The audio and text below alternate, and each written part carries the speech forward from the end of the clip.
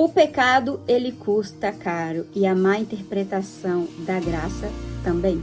No livro de Romanos, no capítulo 6, versículo 23, a Bíblia fala ali que o salário do pecado é a morte. O dom gratuito da salvação, da vida eterna, esse dom gratuito, que é a graça, é por meio de Jesus Cristo. O pecado, ele custa muito caro.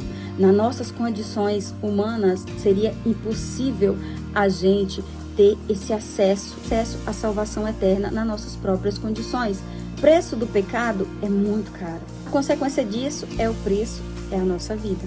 O pecado, ele traz um castigo muito severo e é um castigo que está relacionado à nossa própria vida. Não merecíamos a salvação, mas através de Jesus, esse castigo que era nosso foi sobre Jesus na crucificação. Foi por isso que Jesus foi enviado, para levar o nosso castigo em nosso lugar.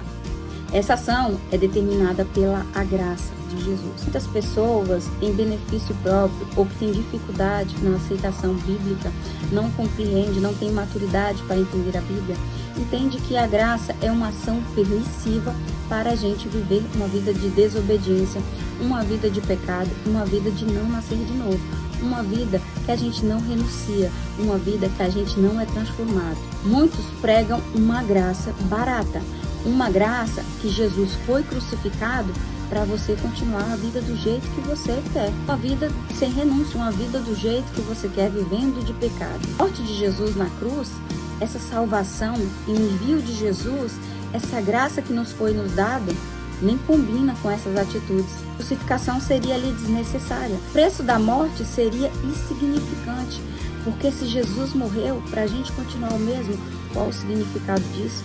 Se a gente continua vivendo no pecado, não faz jus à morte de Jesus. Muitos falsos cristãos interpretam a graça de uma forma que é conveniente aos seus pecados, porque não queremos nascer de novo, não queremos renunciar a si mesmo, não queremos pagar o preço de ser seguidor de Jesus, não queremos negar a si mesmo, a gente quer viver da nossa maneira. E o Evangelho não é sobre nós, o Evangelho é sobre Jesus. É muita ignorância a gente achar que permanecer no pecado, isso é uma graça de Jesus.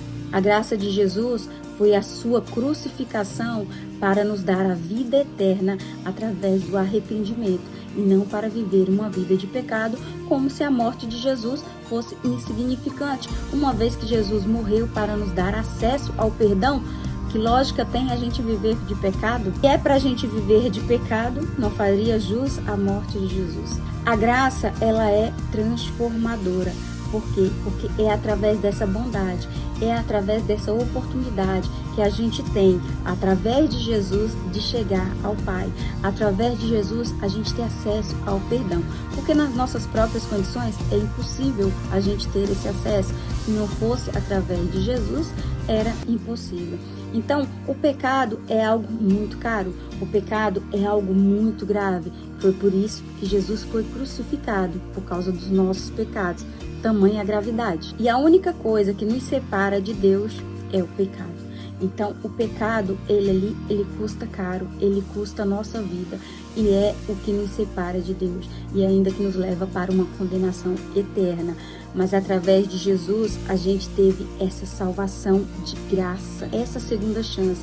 E essa segunda chance é a graça de Deus, porque a gente não era merecedor disso.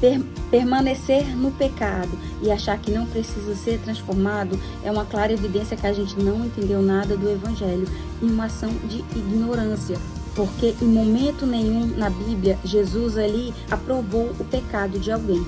Pelo contrário, de todas as pessoas que Jesus andava ali e falava sobre o seu pecado, Jesus curava e falava: arrependa-se, o reino de Deus está próximo, arrependa-se. Jesus veio atrás dos pecadores, mas para convidar ao arrependimento, não para bater palma e comungar com o pecado. Muitas verdades bíblicas são distorcidas, mas em benefício próprio.